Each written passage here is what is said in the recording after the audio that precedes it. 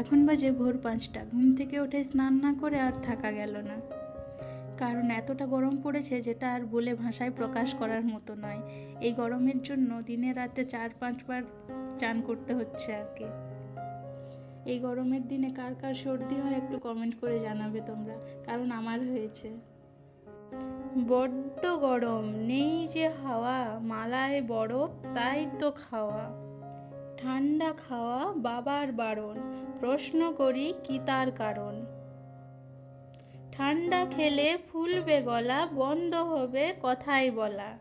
দার্জিলিংয়ে বরফ হাওয়া, সেটাই খেতে কেনই যাওয়া।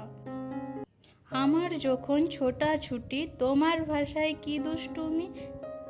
রাগের চোখে বললে তুমি, ঠান্ডা হয়ে বস না রুমি।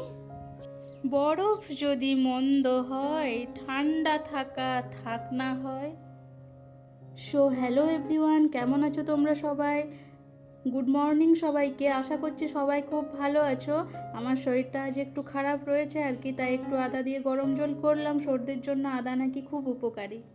জলটা একটু ঠান্ডা হোক, এইদিকে আমি আটা মেখে রাখছিলাম, আর রুটির সাথে একটু গাজর দিয়ে ডাল বানাবো, তো তাই।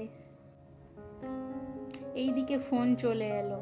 জেপ্টো থেকে কিছু সবজি অর্ডার করেছিলাম, সেগুলোই আনতে গেছিলাম। সবজিগুলো নিয়ে এসে ডালটা বসিয়ে দিলাম। ডালটা এইদিকে সিদ্ধ হোক, আর আমার আদা জলটাও হালকা ঠান্ডা হয়ে গেছে, তাই খেয়ে নিলাম। এরপর চলো কি কি সবজি নিয়েছি সেটাই তোমাদের দেখাই। এখানে কুমড়ো নিয়েছি, কুমড়োটা খুব সুন্দর এসেছে অবশ্য।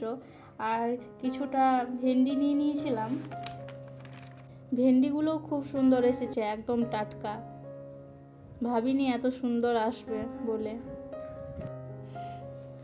তো দেখো, এরপর পটল নিয়ে নিয়েছি। পটল 4টে পটল ছিল 250 গ্রামের মতো। এরপর পুঁই ডাঁটা নিয়ে নিয়েছিলাম একটু। আর আলু ছাড়া তো সব তরকারি অসম্পূর্ণ।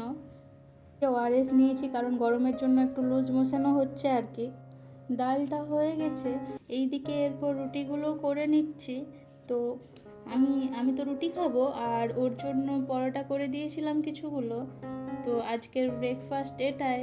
তো চলো, আজকে রবিবার, আর রবিবারের সকালটা আমার এভাবেই কাটলো। তো চলো, তোমরা সবাই ভালো থেকো, সুস্থ থেকো। Tata, bye bye.